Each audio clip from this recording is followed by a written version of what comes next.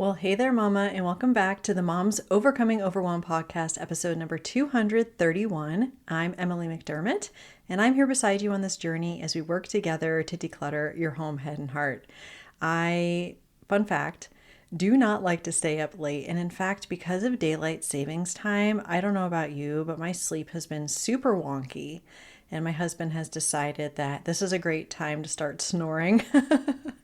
So my sleep's been messed up, but even when it's normal, I never stay up to watch like the late shows. However, I have fond memories of hearing about these top 10 lists from David Letterman back in the day. And today I'm giving sort of my own top 10 list. 10 simple ways I keep my home and mind clutter-free. So if you enjoy a good list and some actionable strategies to help you have a more clutter-free life, then what do you say? Grab that notebook and pen and let's dive into today's episode. Hey Mama, are you tired of your cluttered home and mile-long to-do lists but are too overwhelmed to know where to start? Do you lack the time and motivation and don't think you'll ever conquer the clutter? You're in the right place. I'm Emily, wife, boy mom, and declutter coach who has overcome the overwhelm in my own life through decluttering and simplifying. I believe every mom deserves the peace that comes from a clutter-free home. Ready to get your life back? Let's declutter your home, head, and heart together. I wanted to let you know that every other week in the free Facebook group, if you go to tinyurl.com/moms overcoming overwhelm, we do decluttering challenges. Now, in February, we did one that was the kitchen. And this time around, we are doing the linen closet and the laundry room. Super exciting, right? And it's only 15 minutes a day for the 5 days. So if that sounds like fun, or if you just want a community of like-minded moms that are trying to declutter their homes, heads, and hearts, go ahead, head over to tinyurl.com/moms overcoming overwhelm. Okay, I'm very excited about this list. And it turns out I have done previous episodes with kind of my 10 favorite, 5 favorites. So I will link those in the show notes, but we have my 10 favorite tools for keeping my home organized and clutter-free, the 13 apps that keep me organized and clutter-free. And I also have a list of my favorite top 5 bins. So if you want to listen to some of those, you can get some other ideas, and also the 10 ways or the things I'm sharing today, they mirror the 3 phases of decluttering that I talked about in episode 224. So in my opinion, it's important that we follow the 3 phases, because if you're trying to start with habits and systems, but your home is filled with a bunch of stuff, you don't really want to start there. And if you are like, I'm constantly decluttering, and yet you're on a first name basis with the person delivering Amazon and FedEx packages, then we need to concern ourselves with what's coming in to your home. Okay. So that will be linked in the show notes as well. But let's go ahead and dive into these top 10 things I'm super excited to share with you today. So number 1, I do not shop for entertainment. Okay, especially when it comes to those non-essentials like clothing or electronics, or maybe just kind of like home decor, like any of those types of things. I've pretty much always been that way. However, when it came to clothes, I used to do more clothes shopping when it came to kind of aspiration, like, oh, I can maybe wear this dress somewhere, instead of actually having a purpose for it. So one way that I've kept my home clutter-free is to really make sure that shopping is for the purpose of I need to get something, or it's replacing something, or that it's somebody's, birthday and I'm buying a gift. Because otherwise, if we're using shopping as entertainment, then we tend to buy things not only that we don't need, but that we have buyer's remorse, or perhaps we're more susceptible to impulse shopping. And I'll make sure to also link to the playlist that I have all about intentional spending, if that's an area where you struggle as well. So that is one way that it's kept my home clutter-free. Kind of as a corollary to this, I also don't buy for my children when just out of entertainment. It's not, oh, we're at Target, and because we're at Target, let's go ahead and get a toy, or you're melting down, so let's go to the toy aisle and get you something. It's always like, okay, you want something, if you don't have the money for it yourself right now, then you can earn that by doing chores, or we wait for your birthday or Christmas. Those are really the only times that we're getting gifts. Okay, moving to number 2, this is similar again when it comes to stuff coming into our home. I stick to a list when I'm shopping and focus on replacing. And this is, I mean, for the essentials, I do not like going to Costco. However, when I go to Costco, I get there right when it opens and I have my list with me. My husband and I use AnyList. I've mentioned it on the podcast before. So we're able to keep a running, not only grocery list, but also shopping list for other things. And as I'm doing any kind of review, whether it be what cleaning products do we need or what groceries do we need, or now that the weather is starting to get a little warmer where I am, I've been looking at the kids' clothes and saying, oh, okay, well, they want to wear shorts. Do these shorts actually fit? Do we need to replace those? And as you're doing those reviews when it comes to those different shifts in times and seasons and so forth, you want to make sure that you are sticking to a list so that when you are in the store, you're not getting sidetracked and then kind of coming up with these aspirational ideas like, oh, wow, camping gear is on sale. And even though I've never been camping in my whole life, maybe we could take the kids camping. It kind of prevents you from making some of those types of purchases. Number 3 also has to do with stuff coming in, but also with gift giving. So I make sure I have wish lists for not only myself, but also for my kids. You can do this on Amazon, or you could just have a shared note with family members. And so that way, as any gift giving holiday is coming up, especially birthdays, and they say, oh, what does so and so want? Then you're able to give them an actual list with ideas. And I try to focus on things that are either books, as an example, for sure, or maybe experiences, focusing more on experiences. And we had a recent episode with Christine Jaspers when we spoke all about helping family members by having an experience and maybe pairing it with a tangible gift, because she's in a 1-bedroom apartment in New York City with a family of 4, so she can't have a lot of stuff coming into her home. But even when it comes to ourselves, I always focus on, I would love a gift card, especially for maybe a place that I like to shop. So when I do buy clothes, or if I need an outfit for a speaking event or something, I can get clothes. Or massages are always great, any kind of experiences, or consumables like a box of different types of teas or chocolates and that kind of thing. And Mother's Day is coming up, and I'm going to be sharing some clutter-free Mother's Day ideas. I've done that in the past, but really having a list for people is helpful so that people don't, as I like to say, go rogue and then get something completely off base, and then you feel guilt, feeling like, oh, I have to hold on to this thing even though you don't love it. Okay, number 4, also in this vein of stuff coming into your home, I borrow where I can. I haven't done as much with the secondhand shopping necessarily, like when it comes to kids' clothes or my own clothes. I think that's definitely an area of growth for me. But borrowing, I mean, when it comes to books, 95% of our books are from the library because we have such an amazing library system here. And I'm like, why wouldn't I take advantage of that rather than taking up all the space in our home, especially for the kids, because they love graphic novels and they'll read through a graphic novel in like an hour. And they're like, what's next, So books, definitely something that I borrow. You can also borrow tools. Your local Buy Nothing group is great for this sort of thing. Like if you have like a one-off thing, I have an example that I like to give where I used to be in Momco, formerly known as MOPS, Mothers of Preschoolers, and we were having some sort of like self-care, love yourself event, and we were looking for a chocolate fountain.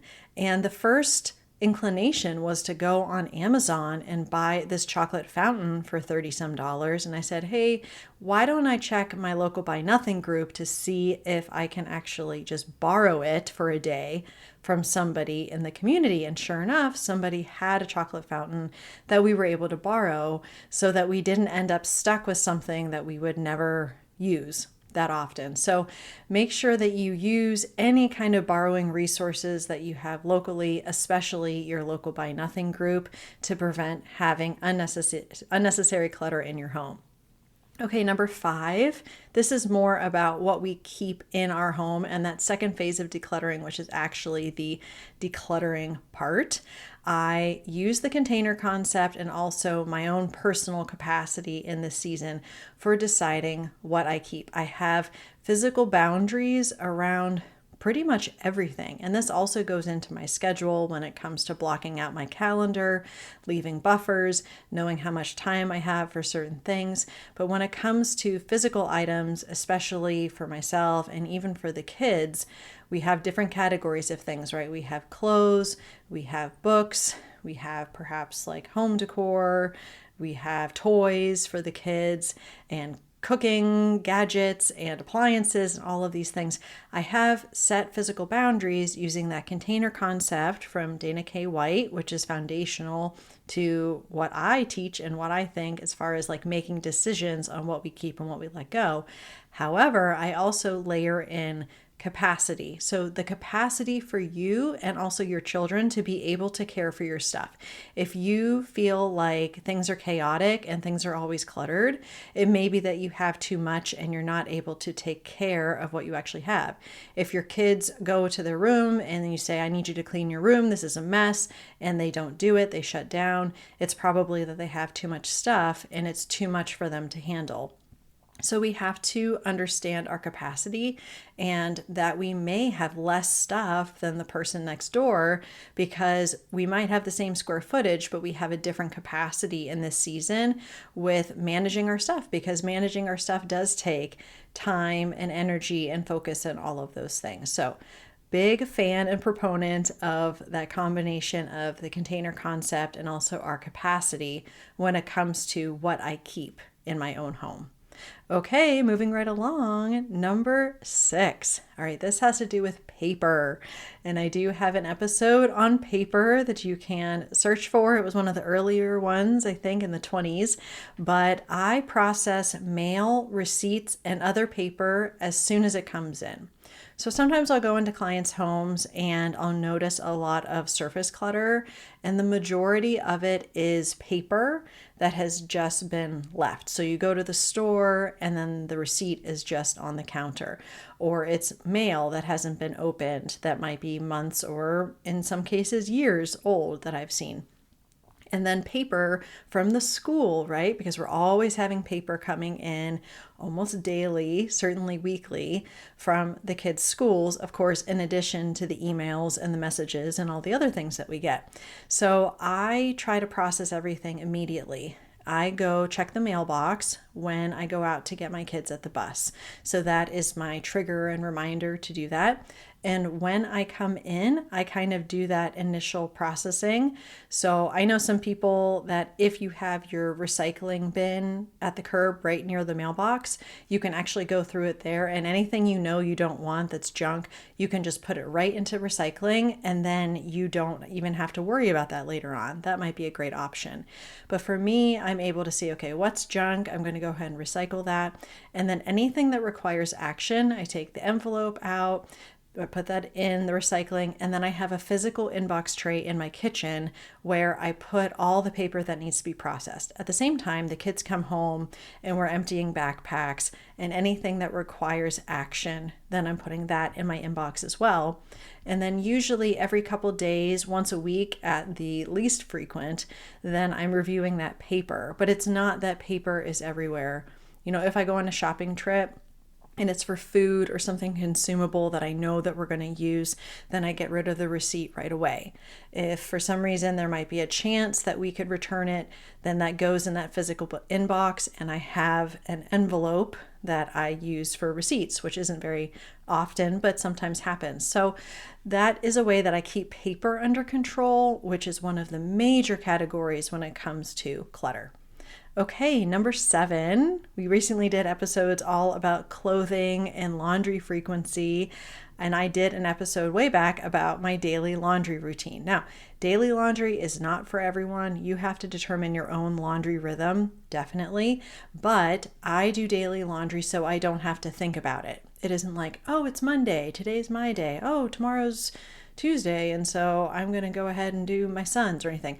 We pretty much use one laundry basket, and in the morning, I put the clothes in. I change it out usually after lunch, and then by the end of the day, things are getting folded and put away. Now, that may not work for everyone, or as your kids get older, you might want them taking responsibility for their laundry so they have their own day.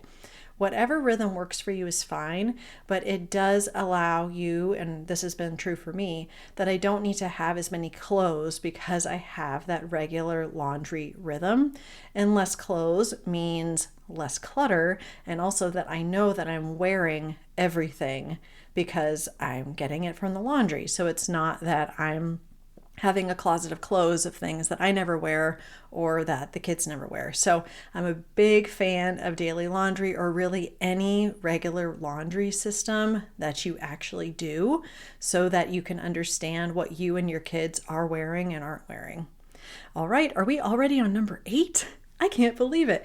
Well, this is more on the digital side of things, which digital clutter is a whole other thing. We've had some episodes about it. Perhaps it's time for another. But I ruthlessly unsubscribe from emails immediately. If I get something and I'm like, how did I end up on this list? Or, oh my gosh, this company is emailing me way too much. Like, this is craziness. Then usually, at least in Gmail, they have unsubscribe at the top, so you don't have to go fishing for it. Occasionally, you do have to find that unsubscribe, but I do it right away, right as I'm checking the email. And yeah, I mean, email and junk email is just one of those things in our lives, but being able to unsubscribe is really important. I know that there is a service, I think it's called unenroll.me, and it can help you in that process. Or you can Google, like, how can I unsubscribe from emails easily? And there's different tricks, but it definitely helps also with my peace of mind, not having an inbox that is completely overrun with things that I don't want. And then I use a daily rhythm for reviewing my photos. And this is something that I've learned from another podcast episode that I listened to. I think it was on Wanna Be Clutter-Free with Deanna Yates, and she was talking to Miss Freddie, who is a photo organizer, and she talks about the daily delete. So that means that every night, maybe instead of scrolling Instagram, you go to whatever photo app you use and you search for the month and day, not the full including the year, but just the month and day. So at the time of recording, this is March 11th. So I would just put March 11, and it would show me all the photos that I've taken on March 11th from today all the way back to whenever I was taking photos on this phone. And I can see, like, oh, this was like 5 of the same photo, or, oh, this was a screenshot. I don't really need that anymore. And it's a way to do this tiny daily habit so that you can declutter your photos easily. And then you feel pretty confident, like, okay, I don't have a bunch of photos that I don't want. And it's a really fun way to be like, oh my gosh, the kids were so cute, like 5 years ago. And oh, I want to watch this little video of my kids when they were babies. So there's this little bit of nostalgia, especially if you've had a bad day and your kids are driving you crazy and you're like, I want to strangle them. And then, of course, you watch this video and you're like, oh my gosh, they were so cute, So it kind of helps with that too. But that daily delete is something that I do daily or every other day. And it's something I would highly recommend when it comes to digital photo clutter.